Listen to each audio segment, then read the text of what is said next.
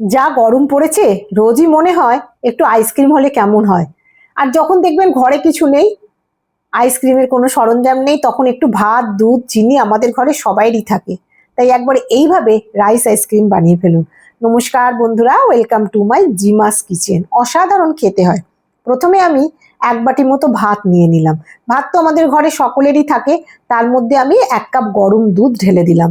দিয়ে ভালো করে ওই ভাতের মধ্যে চিনি দিয়ে দিলাম। এখানে আমি 4 টেবিল স্পুন মতো চিনি দিয়েছি আর 2 টেবিল স্পুন মতো গুঁড়ো দুধ দিয়েছি।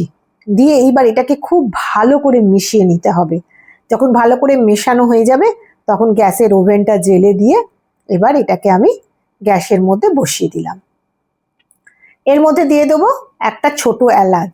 দিয়ে ভালো করে ওই কয়েক মিনিট একটু জাল করে ফোটাবেন। ভাত তো সেদ্ধই আছে, দুধের সঙ্গে চিনি আর গুঁড়ো দুধটা যতক্ষণ না মিশে যাচ্ছে ততক্ষণ একটু ভালো করে নাড়াচাড়া করে ফুটিয়ে নিন। আমার দেখুন দুধটা ফুটছে, চিনিটাও গলে গেছে আর দুধের মধ্যে ওই গুঁড়ো দুধটাও মিশে গেছে। এবার আমি এটাকে সরিয়ে একটা জায়গায় রেখে ঠান্ডা করে নেব। কিছুক্ষণ পর আমি ফিরে এলাম, দেখুন ঠান্ডা হয়ে গেছে। এবার মিক্সিং বাউলের মধ্যে ঢেলে দিয়ে এটাকে একটা পেস্ট বানাবো। একটা স্মুথ পেস্ট বানিয়ে নেবেন। পাতলা কম একটুখানি আপনারা নিজেদের মতো করতে পারেন। এইবার আমার কাছে আইসক্রিম মোল্ড ছিল। এই মোল্ডের মধ্যে আইসক্রিমগুলো আমি ঢেলে দেবো।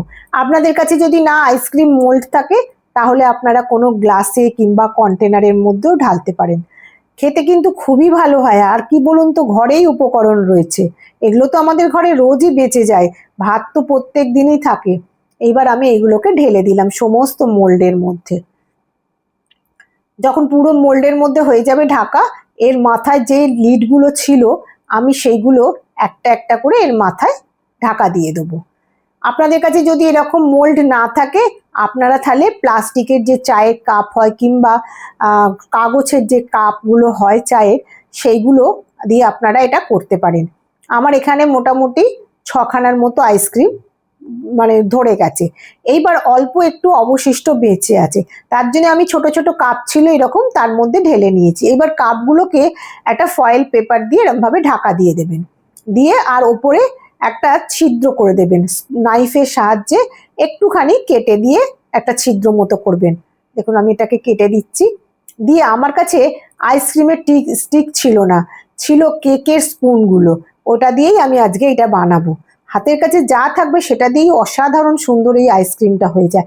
7-8 ঘন্টা হয়ে গেছে, আমি ফ্রিজের মধ্যে রেখে দিয়েছিলাম, ডিপ ফ্রিজে ছিল। সমস্তগুলো আমার সেট হয়ে গেছে। আমি এবার আপনাদেরকে খুলে দেখাচ্ছি। দেখুন কত সুন্দর হয় আর খুব তাড়াতাড়ি হয়ে যায় এটা। চাল দুধ ভালো করে ফুটিয়ে নিয়ে মিক্সড করে দিন আর আইসক্রিমগুলো ফ্রিজের মধ্যে ঢুকিয়ে দিন। প্রত্যেকটা আইসক্রিম খুব সুন্দরভাবে জমেছে। একটা একটা করে সাজিয়ে দিলাম। বাচ্চারাও খুশি হয়, বড়রাও খুশি হয়, খেতেও ভালো লাগে।